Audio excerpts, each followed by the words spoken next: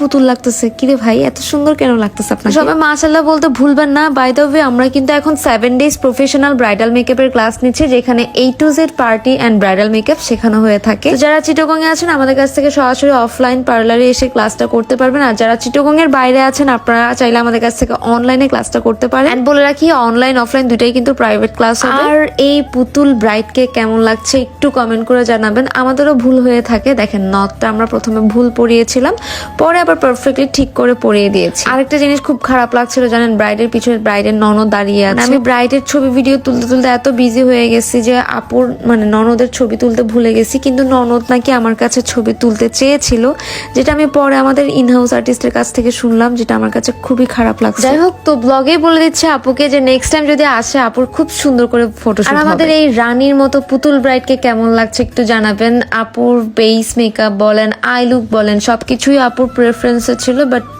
Output বা আউটকামটা খুবই সুন্দর ছিল। ও হ্যাঁ, বলে রাখি আপনারা যারা আমাদের কাছ থেকে ব্রাইডাল মেকওভারের সার্ভিস নিতে চান আপনারা 30% ডিসকাউন্ট পাচ্ছেন, অ্যাজ বিকজ ডিসেম্বর মান্থ হচ্ছে আমার বার্থডে মান্থ। আর যারা আমাকে দিয়ে প্রমোশনাল কাজ করাতে চান কিংবা প্রমোশনাল লাইভ বা ব্লগের মাধ্যমে কোলাবোরেশন আসতে চান, আপনাদের জন্য কিন্তু 30% ডিসকাউন্ট থাকবে। পুরো মাথা জুড়ে একদম অনেকগুলো রোজ দিয়ে একটা বান করে দেওয়া হয়েছে, পুরো রানী রানী লাগছিল। যাই হোক, মাশাআল্লাহ আপুকে অনেক অনেক কিউট লাগছে। আপনারা একটু কমেন্টে জানাবেন যে আপনাদের কেমন লাগছে।